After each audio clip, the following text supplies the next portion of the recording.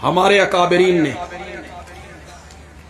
हजरत शेखुल कुरान जैसे बच्चे तो माए रोज रोज जनती नहीं,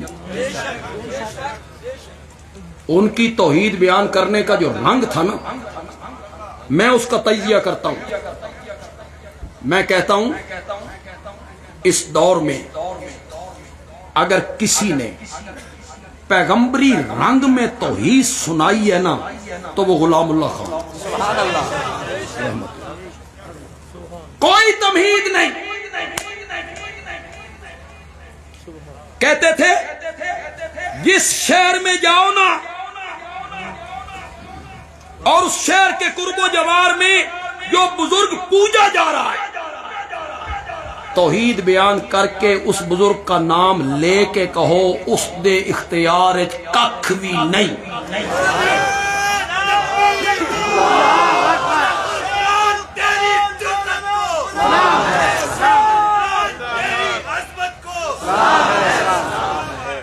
इसके लिए हमारी जमात के उलमा ने मारे खाई, गोलियां चलती रही और पीर बुखारी कुरान सुनाता रहा। संगवाला की मस्जिद दरो दीवार आज भी इस बात पे गवाह है। सग्गर की गलियां, सग्गर से कोई आदमी आए हो, सग्गर की गलियां और सग्गर के दरो दीवार इस बात की शहादत देंगे कि मौलाना गुलामुल्लाह खान पर तौहीद बयान करने की पादाश में पत्थरों की बारिश बरसा। पेशावर की उस मस्जिद के मेहराब से पूछो जहां तौहीद बयान करते हुए उनके गले पे उस्तरे चलाए, 6 इंच का कट लगा। इधर मुंह मोड़ा तो नाक पे भी लगा, इस उंगली पे भी लगा, नाक पर आखिरी दम तक निशान था। उस्तरे चलते रहे, ला इलाहा इल्लल्लाह की सदा में फर्क नहीं है। हमारे अकाबरीन ने काम किया।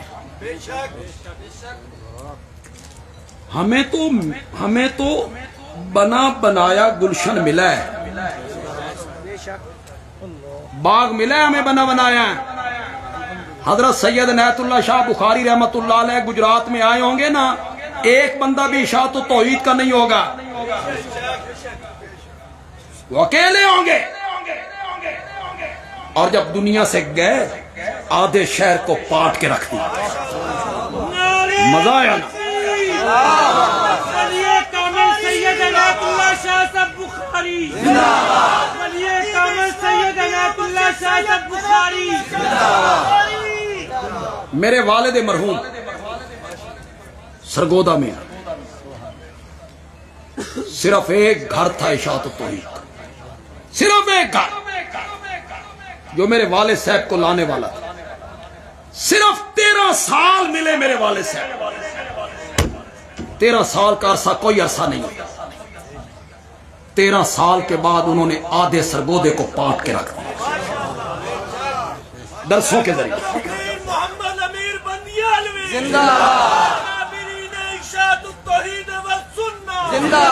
लेकिन काम कैसे किया? मेरे वाले साहब जिस मकान में आके रहे उसका किराया 55 रुपए था और मेरे वाले साहब की तनख्वाह 50 रुपए थी। 50 रुपए, 5 रुपए अपनी तरफ से किराए में दाखिल कर। हमारे अकाबरीन ने बड़ी मेहनत की, भूख बर्दाश्त की, लाउड स्पीकर अपने कांधों पे उठाए। अल्लाह उनकी कब्रें मुनव्वर फरमाए। हमें फख्र है अपने अकाबरीन पर।